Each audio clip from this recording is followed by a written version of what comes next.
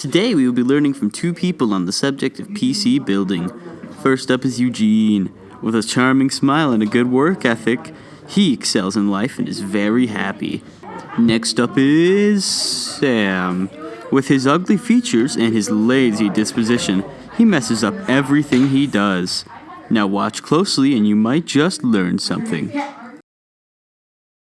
folks, today we'll be walking the path of knowledge together. Hi. What you see here before you are computer parts. Let me school you in this epic computer knowledge, yo. Dear God. The first part is a motherboard. It's a circuit board containing the principal components of a computer with connectors into which other circuit boards can be slotted. Next up, we have a power supply. A power supply is a hardware component that supplies power to an electrical device. This next part is a CPU, or central processing unit. What it does is, it's basically the brain of the computer. Without it, everything would fall apart. Next up, we have RAM, or random access memory. Basically, it's the information storage in a computer, and it's used to store the data for running applications. Like if you're playing a game, the more RAM, the better. Now we have my personal favorite, the GPU, or graphics card. Now, it's a circuit board that controls the output to a display screen. Basically, the better GPU you have, the better you'll have experience level while playing games, frame rates, resolution, everything. Next we have the hard drive. This is where everything is stored, like your OS, your games, your apps, everything you can imagine. Please, for the love of God, is it over? Alright, I'm gonna touch on cooling now. So here we got a case fan. It keeps everything real cool. Also, we have a heatsink. This will keep our CPU cool. It's very important. Now that that's over, we move on to the next exciting phase, assembling the parts to make a functioning system. If you plan on building one for the first time, then you should give yourself at least an hour to assemble the system.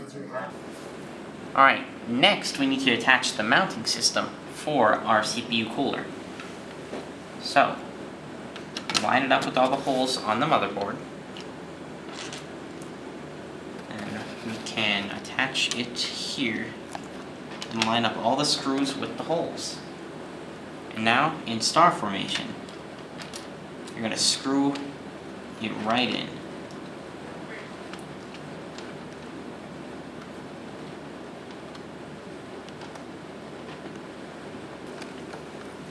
Now, the process of screwing this in and getting it stable can be a little bit annoying, but it's pretty easy, so you at home, do not worry. Just follow my instructions and it'll be as swell as a bruise you can't cover up.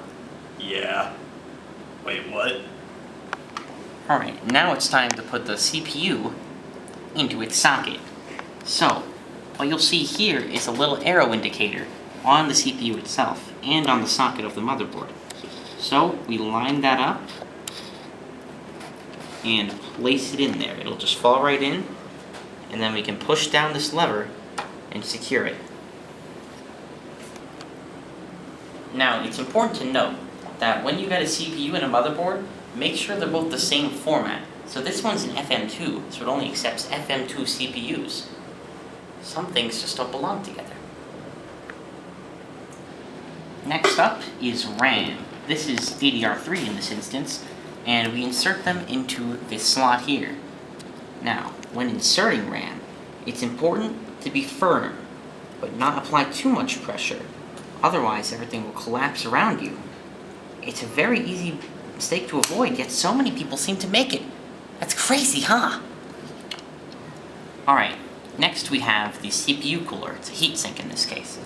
So, this part can be kind of annoying.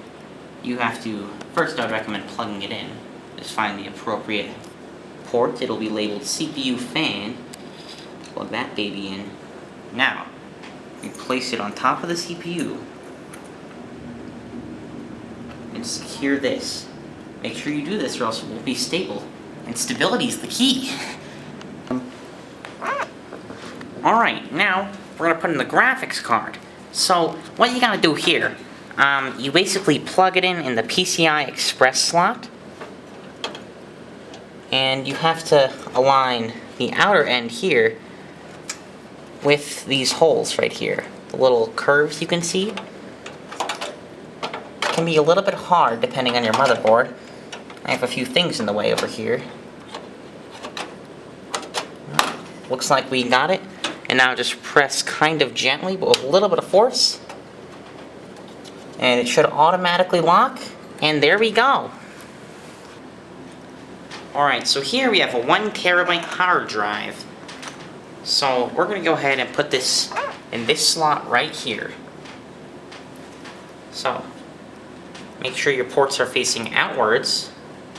And then very simply, slap it on in there, yeah? And I would recommend screwing it in on at least one screw. 2 aren't necessary, but if you're really concerned, you can. Now, what we have here is a power supply. It is by Thermaltake. It is 650 watts, and it'll do its job dandy. Now, we simply put it over here, align it with the screws, and put that right in, baby. Alright, now here we have our SATA cable.